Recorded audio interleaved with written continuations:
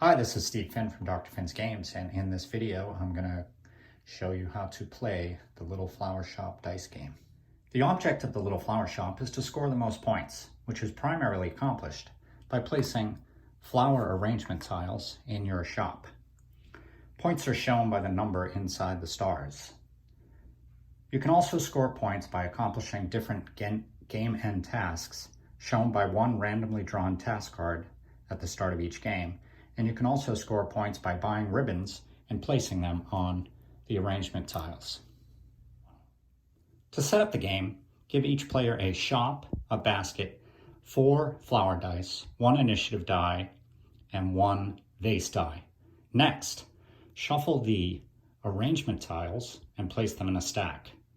Then draw a number of tiles that equals the number of players plus 1. In this case, it would be a 2-player game, so there's 3 tiles.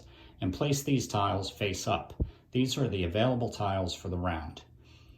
Next, you will draw from the stacks of money 2 money cards, and the values will depend upon the number of players, and the number of cards also depends on the number of players. It will always equal the number of players. In a 2-player games, the values are 1 and 3. Next, you will shuffle the task cards and then draw one randomly and place that up. These are tasks that players will be trying to accomplish during the game and will score at game end. Then place the wild tokens and the ribbons off to the side. The game is played over 6 days or rounds. Each round has 2 phases. In phase 1, both players will roll their dice. In phase 2, players will take turns based upon their initiative die. The player with the highest die will take the first turn. In step 1, you must lock exactly 1 or 2 dice by placing them in your basket. You may also lock more than 2 dice by paying $1 more for each die that you lock if you have the money to spend. You may also lock no dice by paying $1. After you lock a die in step 1, the other player will take his or her turn to lock dice.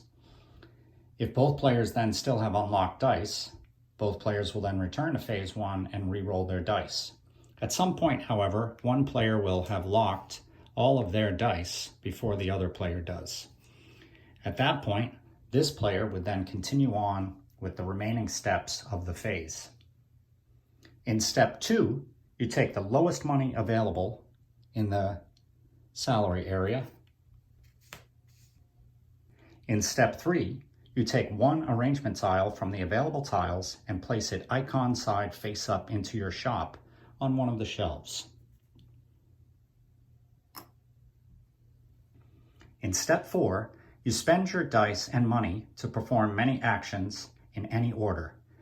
If you have all the dice matching an arrangement tile in your shop, you can spend those dice to complete the arrangement and flip it over to show that it's complete. In this case, for example, this takes 3 dice, takes this vase, this flower, and then this icon here means any type of flower. So we'll take that, and I could spend these 3 dice to flip this over to complete it. And then I show the illustrated side to show that it's complete. You can also spend 2 dice to take a wild token, which you then place over here in your shop, and you can have up to 5 wild tokens. And in the future, or now, if I had an arrangement tile still yet incomplete, I can use that as 1 die of any type of vase or any type of flower. If I had $3, which I don't at this point, but if I had $3, I could spend it to buy a wild token, which I may either save or immediately use.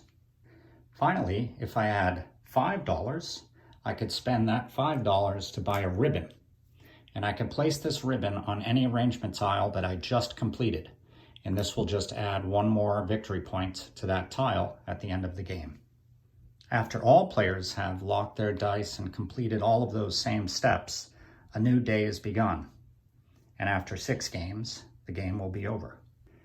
To calculate your scores, you'll add up all of the numbers in the stars.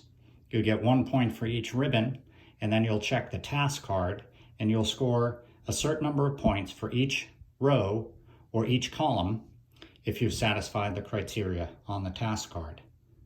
The player with the most points wins, and if there's a tie, the player who has the most money remaining will win the tie. So that is how you play the Little Flower Shop dice game.